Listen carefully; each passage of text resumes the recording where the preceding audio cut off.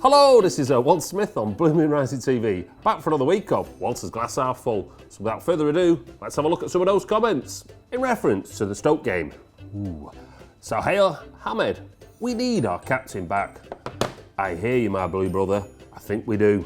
Fair play to Stoke, they absolutely and completely deserved their win.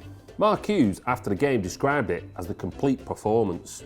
Danny Murphy on Match of the Day said it was the best he's ever seen Stoke play. We literally caught Stoke in a perfect storm, and a very windy one it was.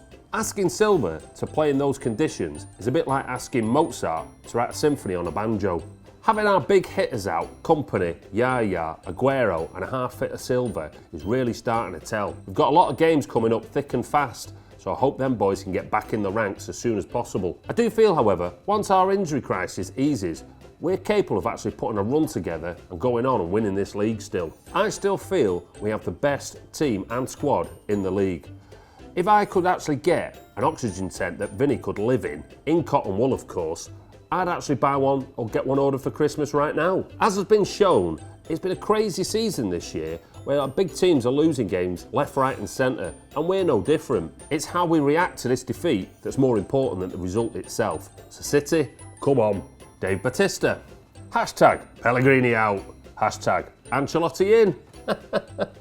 Well, to be fair, I can't actually imagine Ancelotti wanting to pull a Rafa stunt and just take over us till the end of the season. For me, you don't actually sack a manager when you're firmly in the title race. You do know we are favourites still. We actually qualified for the knockout stage of the Champions League after 4 games, and we're in the semi-final of the League Cup as well. Chelsea, Man U and Arsenal would all swap positions with us in a heartbeat this season so far. This season, I feel, with the injection of cash on the horizon, a lot of these mid-table, so-called smaller teams have actually got quality players playing for them now.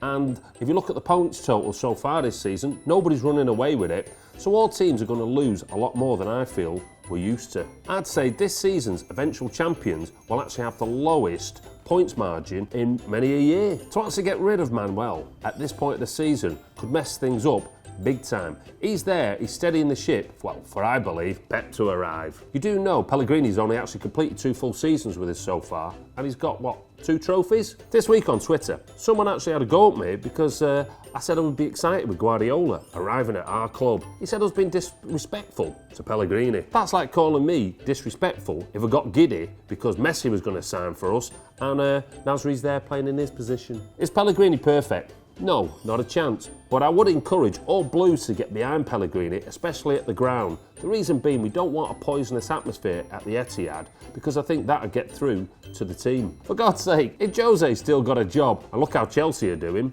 we can't be having too much of a go at Pellegrini at this stage of the season, can we? One of my favourite posters, Lord Shiver, talking about the Chinese investment into Manchester City. 2 words, world domination.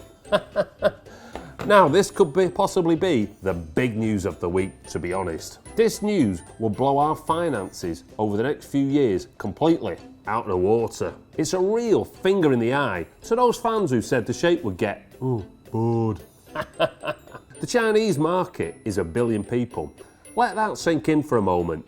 1 billion. The company who paid £265 million for a 13% investment are the government's version of Sky. Which games do you think they'll be pushing, advertising, bigging up on a rolling basis? That's right, folks, Manchester City. The other great news about this deal was it was sold off in shares, so it actually doesn't go into Sheikh Mansour's pocket, it goes into the club's. I wonder what we could spend that money on. Pep, Messi, Pogba, you name them, we'll be able to afford them. But it doesn't actually stop there. That's not the golden nugget of this deal. Chinese companies are actually going to be lining up to sponsor us, pump money into our club.